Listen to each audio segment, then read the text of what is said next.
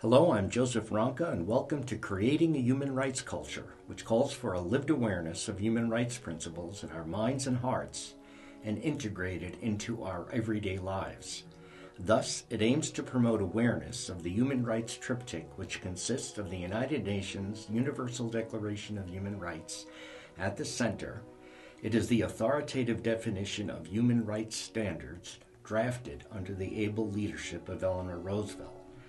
That document consists of 5 crucial notions: human dignity, non-discrimination, civil and political rights, economic, social, and cultural rights, and the rights to solidarity. It is increasingly being referred to as customary international law, which all nations and peoples of the world must abide.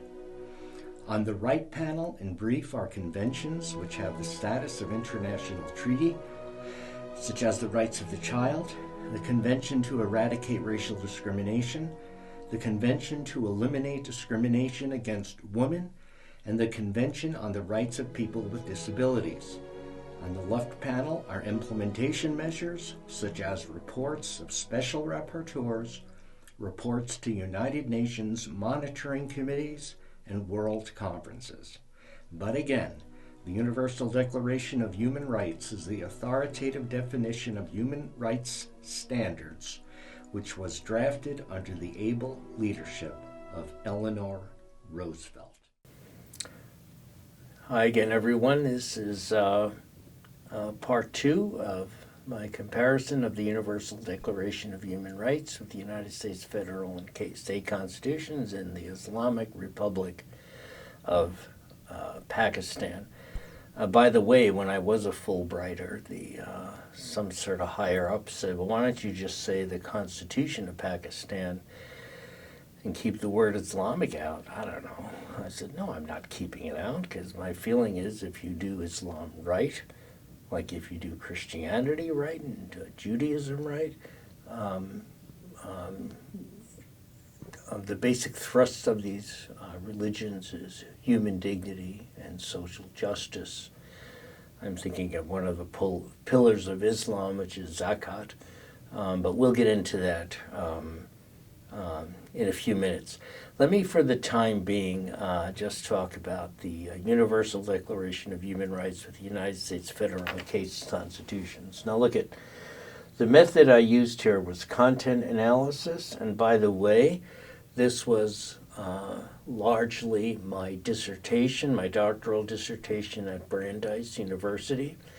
The chair of my dissertation was an extremely evil person. He had a goatee and a beard. He was formerly co-chair of the American Socialist Party. I'm making a joke. His name is David Gill.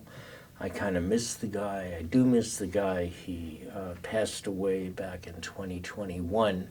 So he, brilliant man. He was a scholar on violence against children, and basically he said things like, we have tremendous violence against children because the parents are unemployed or they're employed and they don't have any access to collective bargaining, and they displace their anger towards their bosses to their kids. Great guy, but he basically directed my dissertation. So what I did in my dissertation, I compared the Universal Declaration of Human Rights, remember that milestone in a long and difficult struggle of the human race, which was basically formed under the brilliant tutelage, I guess you could say, of Eleanor Roosevelt. And I compared that beautiful document with the United States federal and state constitutions. Look at, on the left, I'll show you my comparison. And I also did it with all 50 constitutions. David Gill said, well, you could do 30. But I don't know, I'm a strong believer that the long way is the short way. So I did all 50. I added about 6 months to my dissertation, and that was okay. And in those days, I sent away for the constitutions of all 50 states. Nowadays, you can just, I imagine, do it on the internet. And by the way, if there's anyone out there that wants to update my stuff, I did this in the early 90s. please feel free to do so. Nowadays, I'd imagine you just got to press buttons, put in healthcare, and put in all the Constitution of the United States and 50 state constitutions and see what you get. But I read all 50. I'm kind of a geek, huh? Anyway, look at. So we have here on the left the Universal Declaration of Human Rights on the columns on the left, and on the right are articles of the U.S. Constitution's on the right. You have AM is amendment, A are article, BR is Bill of Rights, CH is chapter, P is preamble, PR is paragraph, PT is part, S is section. So I have comparisons. They are not total or precise, but they agree in substance and sense, are from an educated layperson's, that is, non-elitist perspective. I'm not a lawyer. I don't intend to be a lawyer. I don't intend, or nor do I pretend to be a lawyer. I have nothing against the legal profession. It's just very, very important. But it's like many professions. They kind of like start becoming elitist, and then you only have like, I don't know, psychologists talking to psychologists, lawyers talking to lawyers, even like I say in my classes, social workers talking to social workers. But if you do social work right, that's another story. It said it's a human rights profession. So basically, ultimately, we are talking about talking in non-elitist language and in language that people will understand. For example, in the U.S. Constitution, I mean, why doesn't it say health care is a human right? Security in old age is a human right. There's all these esoteric cases and things like that. Anyway, let me get into this comparison. Now look at, I think the slides are okay. You might have to squint a little. The fonts are okay, but like I say, you might have to squint. But you're going to get the point by looking at them. Okay, so look at what I did here. I have articles of the Declaration, okay? They're on the left as you're looking. And I have in bold articles that are missing in our United States Constitution. So, Article 1 of the U.S. Constitution says all human beings are born free. If you look on the right in the U.S. Constitution, in the preamble, it says, "We, the people of the United States, in order to secure the blessings of liberty, ordain and establish the Constitution." The notion of freedom is in the U.S. Constitution. Amendment 5, Section 1, no person shall be deprived of liberty. That's in the Constitution. Amendment 14, Section 1 says no state shall deprive any person of liberty. Now, in the Universal Declaration of Human Rights, it says that people are equal in dignity. Is human dignity in the U.S. Constitution? No. You got it? Now, if it's in bold, you will notice that there is a lack in the U.S. Constitution. In the Universal Declaration of Human Rights, it says that people should act towards one another in a spirit of brotherhood. Don't have that notion over there in the U.S. Constitution. Okay? Eleanor Roosevelt wanted non-sexist language. She wanted brotherhood or sisterhood, but she kind of got nixed, but that's another story. Quite a lady back in 1946, 1947, when this was coming about. Okay? Now, this is something you should know. Article 2 says you shouldn't discriminate on the basis of race, color, sex, language, religion, political or other opinion, national or social origin, property, birth, or other status. Other status. So we're talking here about sexual discrimination on your orientation, whether you're gay or lesbian or transgender. That's another form of status. Medical condition. I would even say family makeup. I don't know. people have a thing about single mothers or something.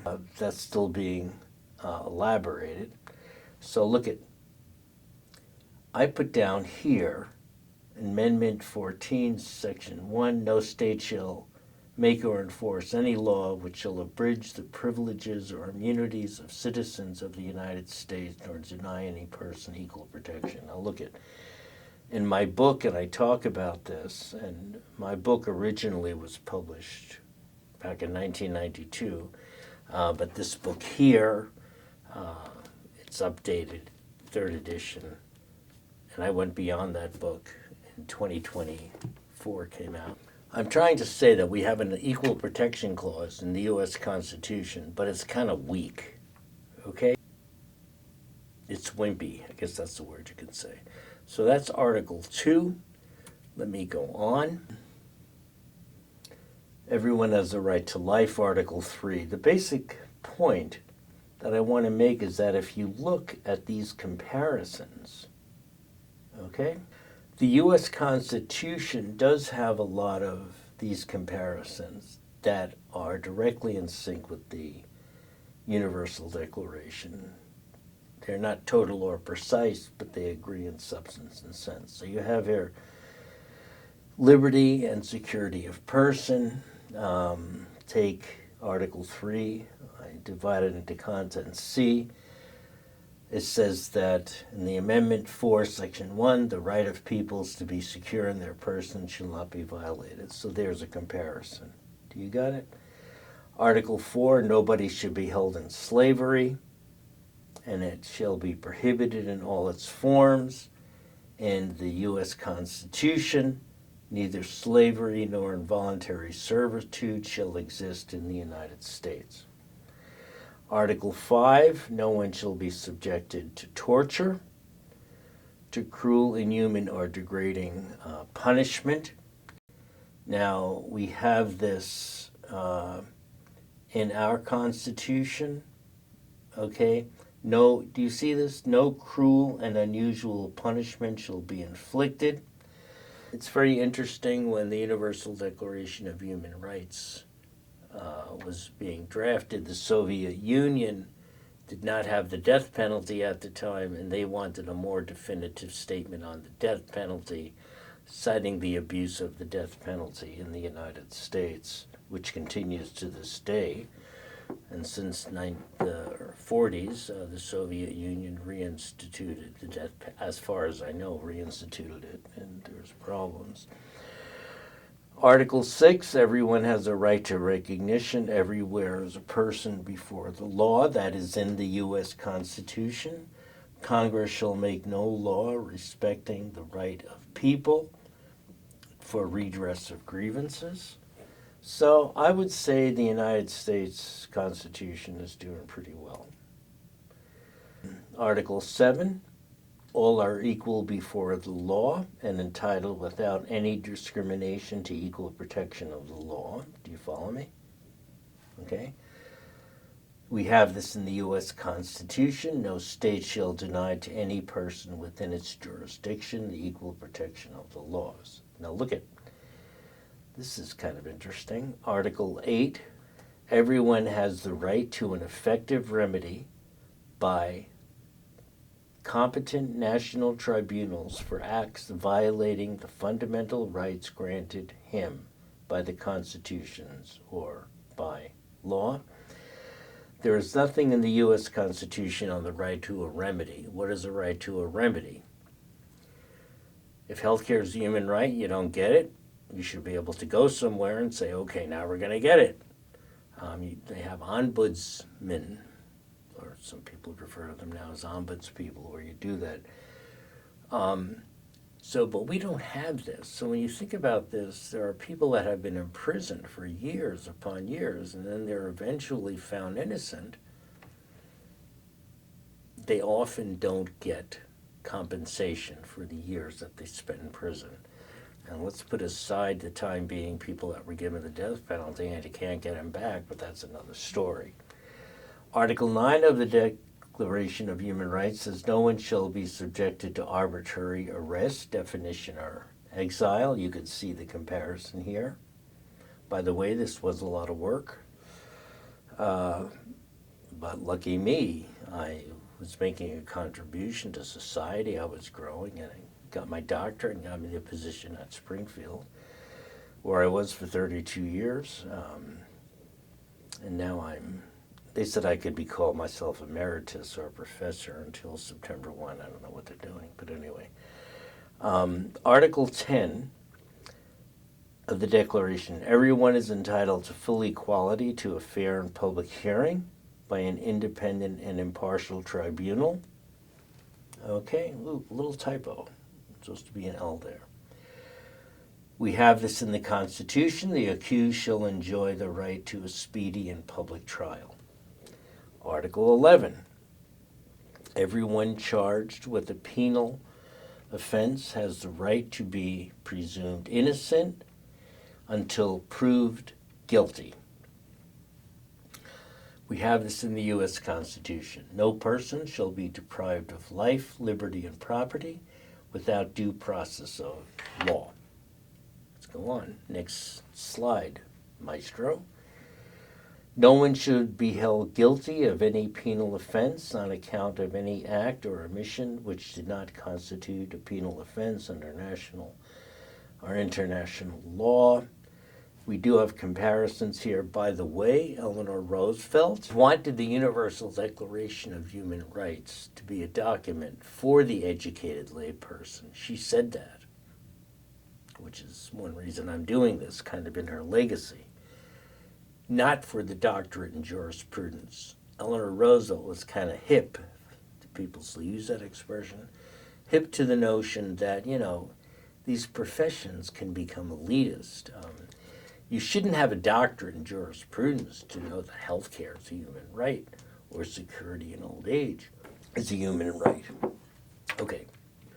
Article 12, nobody shall be subjected to arbitrary interference with privacy, family, home, or correspondence.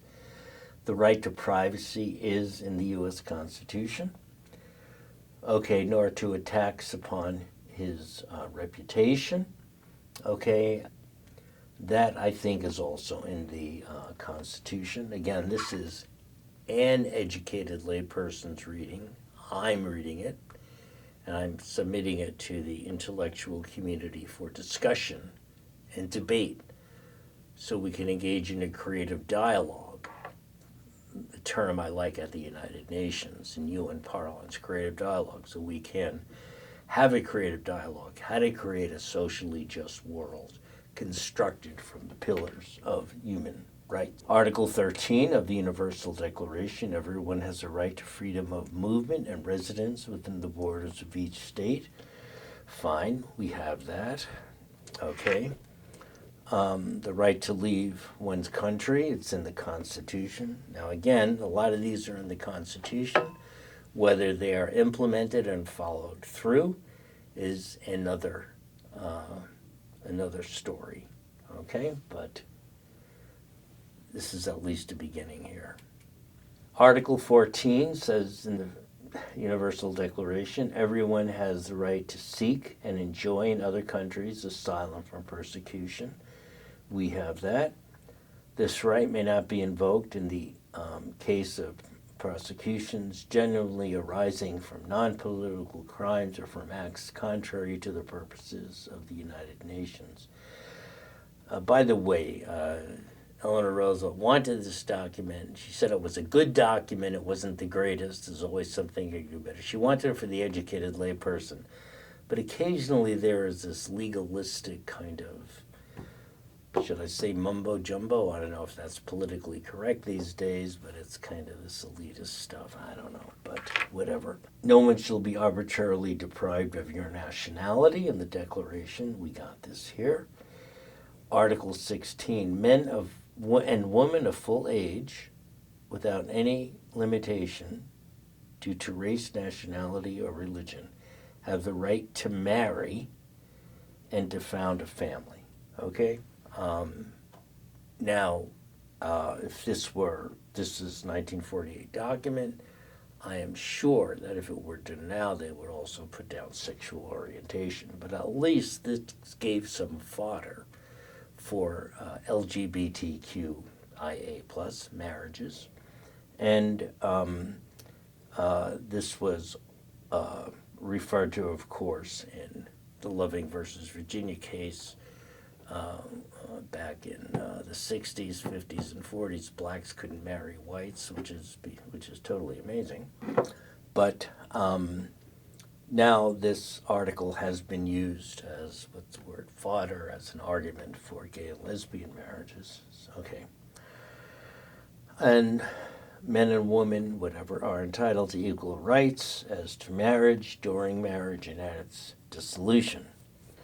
Marriage shall be entered into only with the free and full consent of the intending spouses.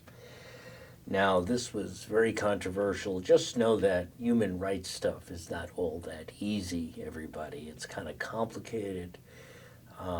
Some cultures, people are betrothed, and, it's kind of complicated. I should have said this at the beginning. As far as I know, Saudi Arabia still has not signed on to the Universal Declaration of Human Rights.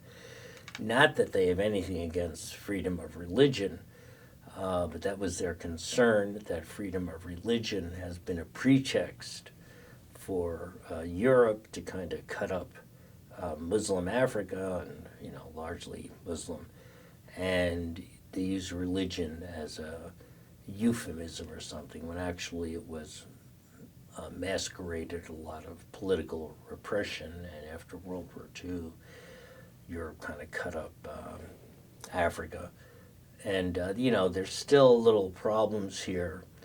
I'm the first to say that what's going on in Sudan is wrong, but it's predominantly Muslim against Muslim. What's going on in Ethiopia is pretty bad too, but it's more or less a Christian country, so United Nations is kind of Eurocentric, and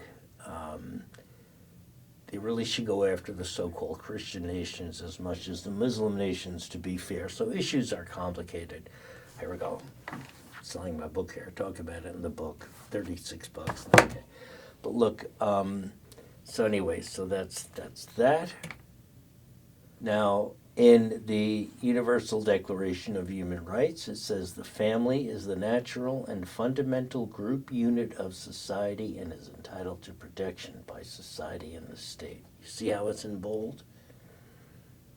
Do we have that in the U.S. Constitution? No.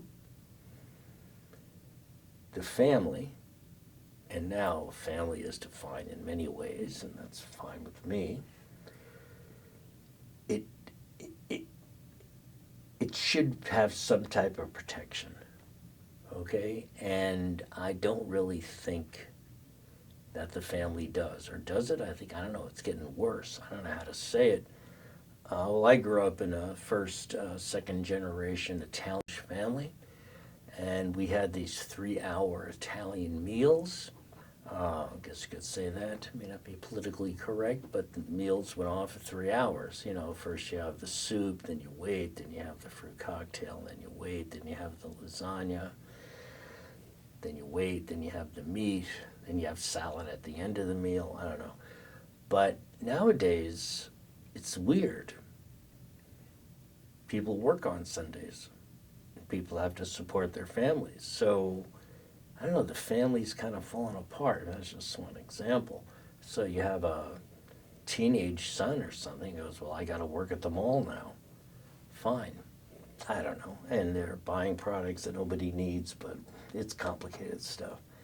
Article 17, everyone has a right to own property or loan, alone as well as in association with others. You have this here in the U.S. Constitution. Nobody should be arbitrarily deprived of his or her property. Again, Eleanor Roosevelt wanted non-sexist language. Anyway, you got that.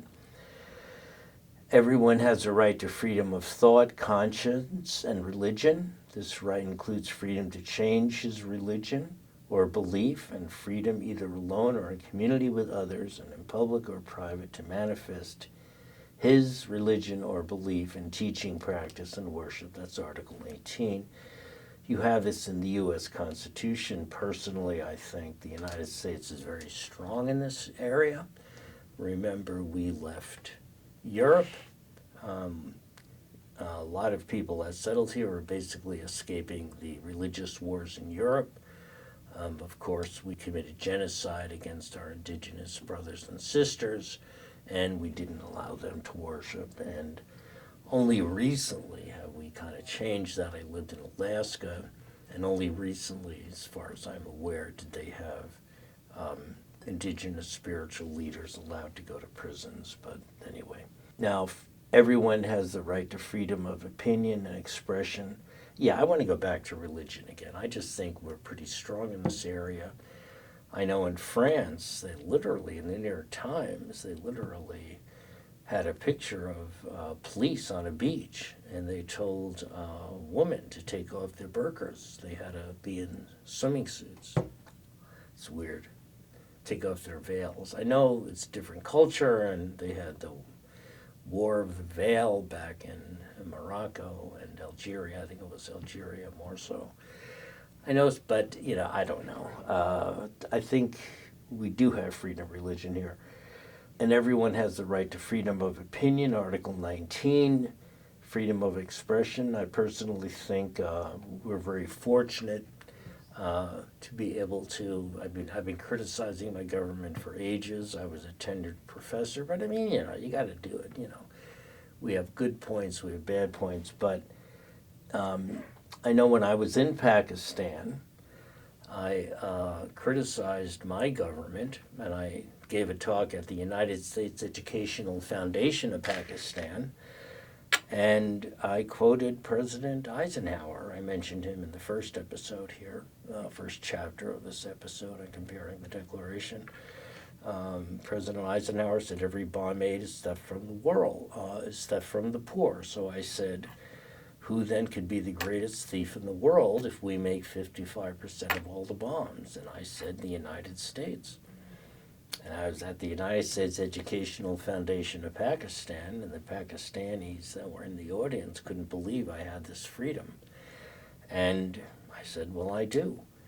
And even the people at the place said, yeah, Joe, hey, you can say what you want. So I think we're very lucky. Everyone has a right to peaceful assembly. We got it here.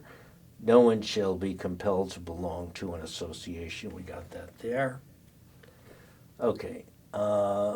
Everyone has a right to take part in the government of his country directly or through freely chosen representatives. We got this here. You see this? We're pretty good. Everyone has the right to equal access to public service in his country. The will of the people should be the basis of the authority of government. We got this here. I would say we are pretty good in that regard. Now, here we go. We're getting into Article 22. If you recall from the first session I had, the Universal Declaration of Human Rights, Article 22 through Articles 27, extol what's called economic, social, and cultural rights, where government has to pitch in, and government has to provide for certain rights, rights to health care, rights to shelter, rights to food, and Article 22 says, everyone as a member of society has the right to a social security, okay? Remember Roosevelt's Four Freedoms speech, and is entitled to the realization through national effort and international cooperation and in accordance with the organization and resources of each country of the economic, social, and rights that are indispensable for his dignity and the development of his personality. Now it says the resources of the state. I think that's, well, the purpose of this is to have a discussion. I think that's a little hokey. We really have to have an allegiance to humanity, not necessarily our nation state. Shall I say it? I think it was, patriotism is the last refuge of a scoundrel. Who said that? Sam Johnson, Ben Johnson, I get them confused. But we have to have an allegiance to humanity. And you don't have to renounce your national citizenship, but we have to realize, why are we spending trillions of dollars on all these bombs and all this other stuff? According to UNICEF, I think UNICEF said 2% of the money we spend on bombs could be used to educate, feed, clothe, and house every child, woman, and man on this planet. So when we're talking about resources of the state, we ultimately have to talk about resources of the entire world. And these centibillionaires are just kind of creeping up, and now there's a trillionaire or two around, so this is very strange. So look at, what I want to do now is get into the economic and social rights and compare them with the U.S. Constitution. I've already compared the civil and political rights, which are negative freedoms, freedom of speech, freedom of assembly, and I would say that by and large the United States does pretty good. So what I would like to do in the next episode of this comparison is to talk about the economic, social, and cultural rights. So I will see you in a few minutes.